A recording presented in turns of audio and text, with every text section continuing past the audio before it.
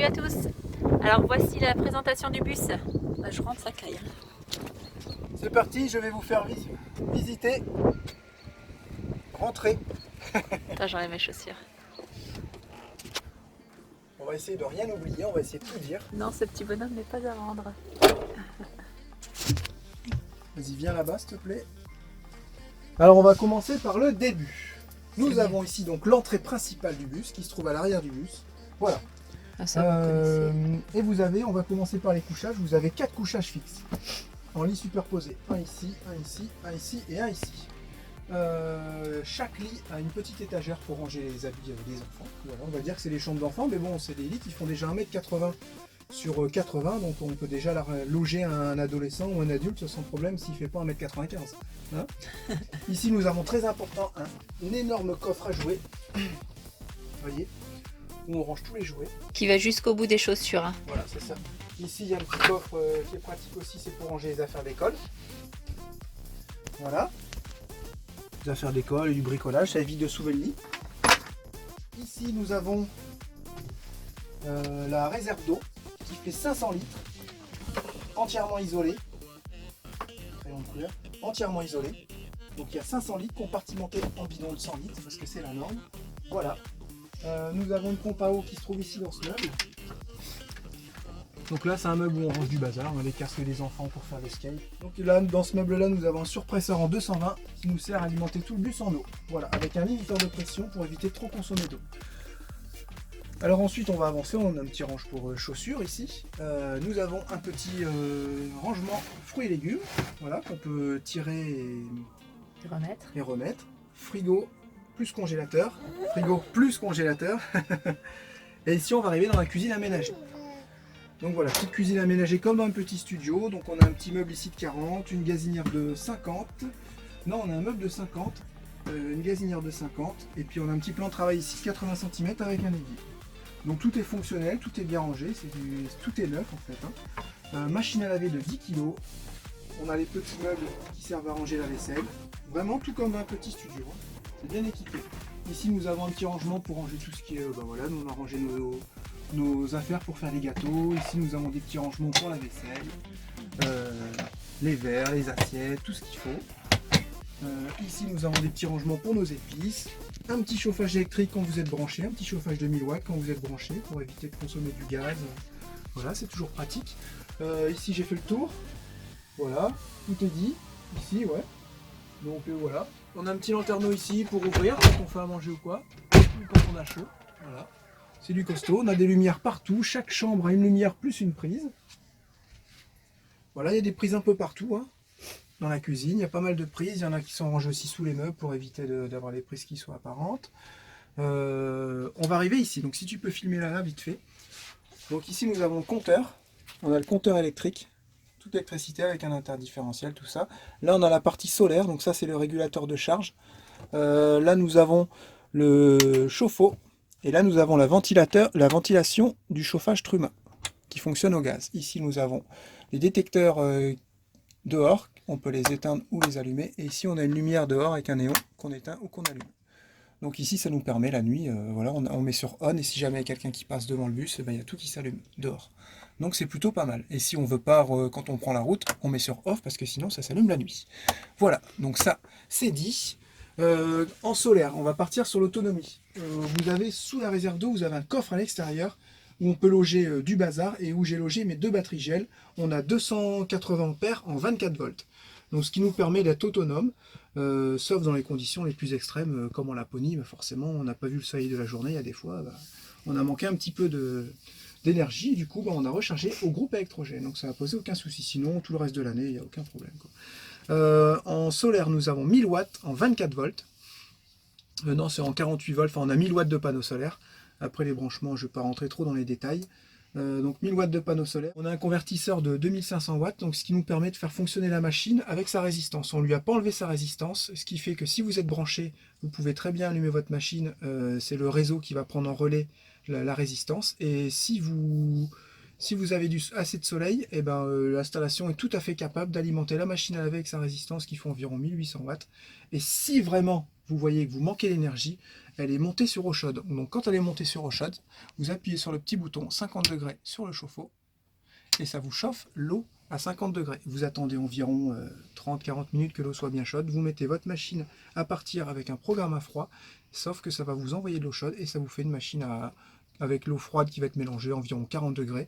Donc vous savez que vous pourrez toujours, tout au long de l'année, avoir des machines minimum à 40 degrés. Donc ça, c'est vraiment chouette. J'ai tout dit pour le solaire.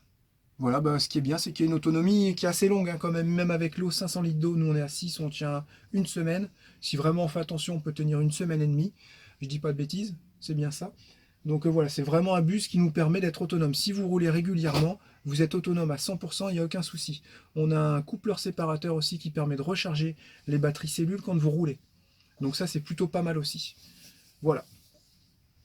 On va passer au salon et on va parler du chauffage. Alors, nous arrivons dans le salon. Voilà, c'est un très très grand salon pour le camping-car, parce que c'est un camping-car qui fait 8,20 m. Donc je trouve que c'est un grand salon, c'est ça qui est vachement bien, on a de la place. On peut recevoir des invités sans problème, on a un petit espace pour l'allumette avec ses petites gamelles, tout ça.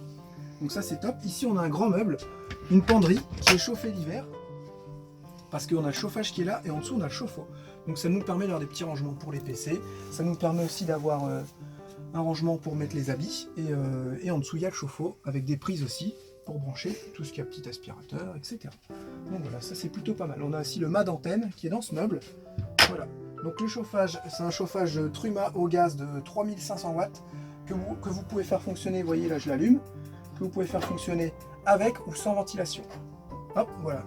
Donc là il est parti. Il va chauffer en radiant.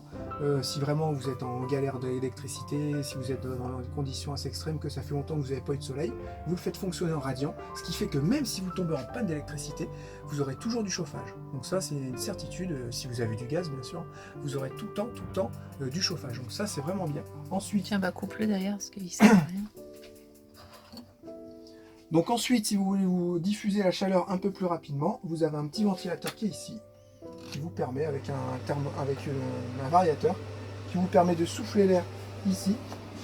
Il y a 3 petites bouches d'aération, une ici et 2 là-bas qui permettent de chauffer les chambres des enfants.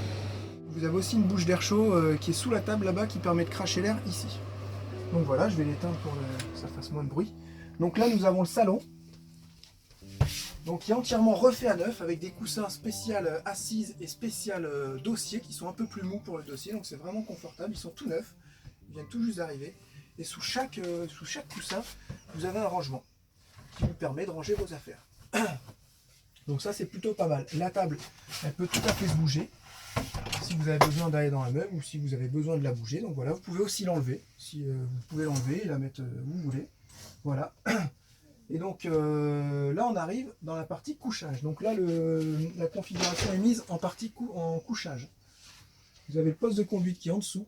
Un peu comme un intégral en fait. Et là on se retrouve au final, quand c'est couché, on se retrouve un peu dans la chambre salon, avec des rangements un peu partout pour ranger les affaires de papa et maman. On a une petite télé qui reste bien entendu. Ici nous sommes dans la salle à manger. On a des fenêtres double vitrage partout, homologuées camping-car, à projection. Donc ça c'est vraiment bien. Et il y en a dans tout le véhicule, dans le salon, dans la cuisine, dans la salle de bain et dans les chambres des enfants. Il y a aussi des petites fenêtres double vitrage. Voilà ce que je peux dire à ce niveau-là. Ici, on a le lit qui monte sur vérin pour accéder au poste de conduite. Donc, je ne vais pas vous faire la démonstration entière, je vais juste vous montrer un peu le lever et le descendre pour vous montrer. Et vous verrez que derrière, il y a la poste de conduite. Donc, vous avez une petite télécommande qui vous permet de monter le lit pour accéder au poste de conduite. Un peu comme un intégral en fait.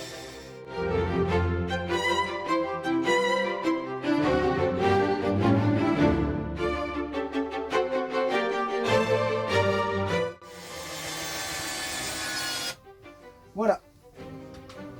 Ici on accède au poste de conduite, on met les ceintures de sécurité et on accède au poste de conduite. Bon là comme ça fait un petit moment qu'on est arrêté, on a tout protégé avec des couvertures pour la poussière. Donc vous avez le volant, voilà un poste de conduite tout à fait normal d'un poids lourd en fait. Voilà tout simplement. Donc je vais redescendre le lit pour vous donner une idée. Pareil mais dans l'autre sens.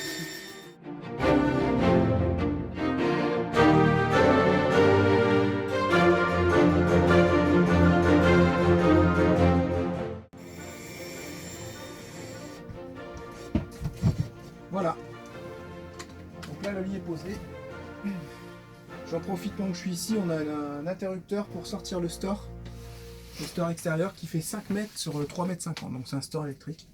Et bah voilà. Qu'est-ce que j'ai oublié? La salle de bain. Salle de bain. Voilà, on va passer à la salle de bain. Donc c'est une salle de bain qui est multifonctionnelle, si on peut dire, c'est ça. Elle nous sert de douche et de toilette. Donc on est en toilette sèche. Voilà, on a une petite toilette avec notre petit pot de sciure. Et quand on doit prendre la douche, on enlève le toilette et le pot de sciure, on le met là. Et puis on a accès à une très très grande salle de bain. Donc ça c'est vraiment l'avantage.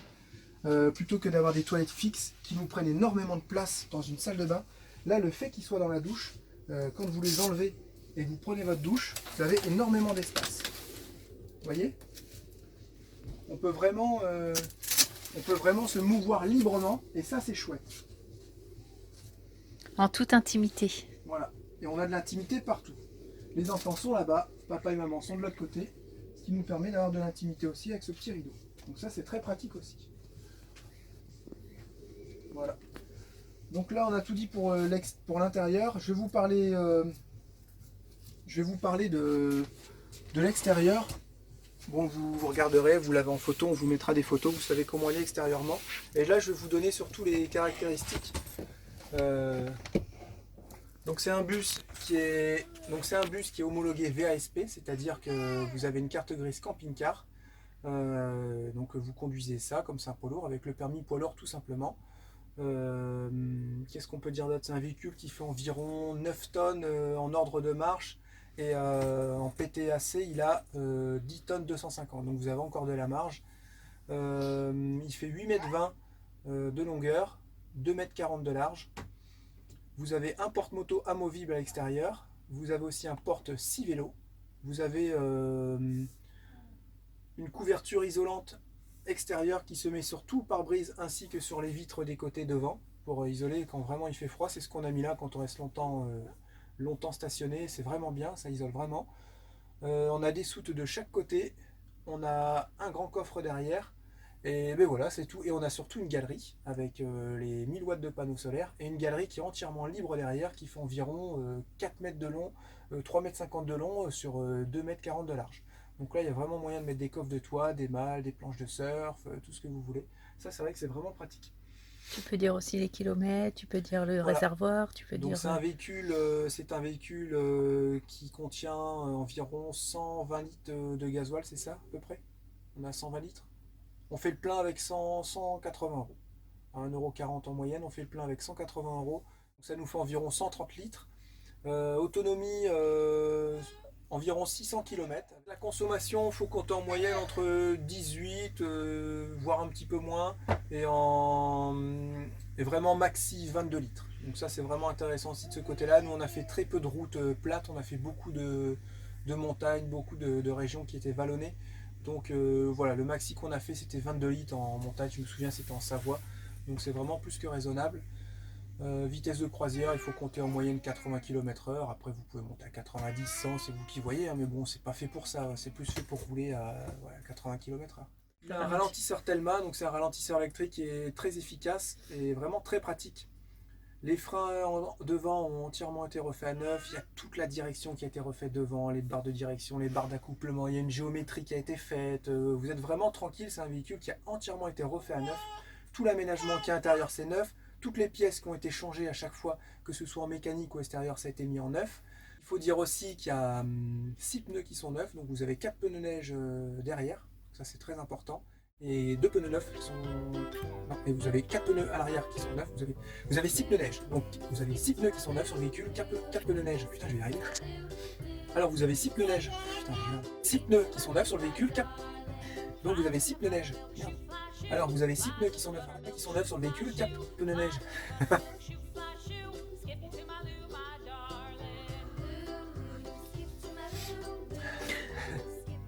Ça va être le bêtisier ça. Donc je propose. Alors vous avez 6 pneus qui sont neufs sur le véhicule, ça c'est très important, ça coûte énormément cher les pneus. Et là ils ont quoi? Je te fous pas de ma gueule s'il te plaît. J'ai rien fait. N'importe quoi. C'est dur, s'il te plaît, arrête de foutre de ma gueule, c'est dur. J'ai rien fait. Arrête.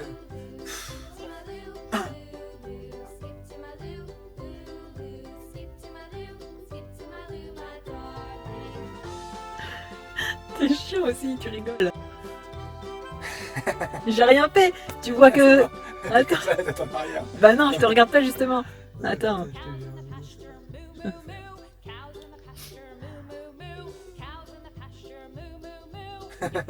Bah arrête, j'ai rien fait. Sérieux, viens pas me mettre ça sur le dos, s'il te plaît. Ça se voit, j'ai rigolé. T'as le bout du nez qui est rouge. Bon, il y a 6 pneus neige. On va y arriver avec les pneus neige. C'est pas 6 pneus neige. Vous avez 6 pneus qui sont neufs sur le véhicule, donc 4 pneus neige à l'arrière. Devant, vous avez des pneus qui ont un profil un peu moins agressif, parce que... Comment je peux dire pour les pneus? Pourquoi tu dis que c'est pas des pneus neige? Bah si, c'est des pneus neige. Bah c'est des pneus neige. C'est juste qu'ils n'ont pas la mention 3 PMSF, je sais pas quoi.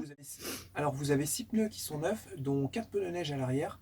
Mais ça reste des pneus qui ont un profil assez routier, mais qui sont homologués pour la neige, ce qui nous a permis de l'emmener jusqu'en Laponie sans encombre, donc ça c'est très important. C'est des pneus qui ne vont pas s'user forcément beaucoup sur la route, donc vous pouvez rouler toute l'année avec, mais si vraiment vous allez dans des endroits où il y aura de la neige, du verglas, c'est des pneus qui vont vous permettre d'être assez sécurisants, donc ça c'est vraiment bien. Donc, voilà ce que je peux vous dire sur le véhicule.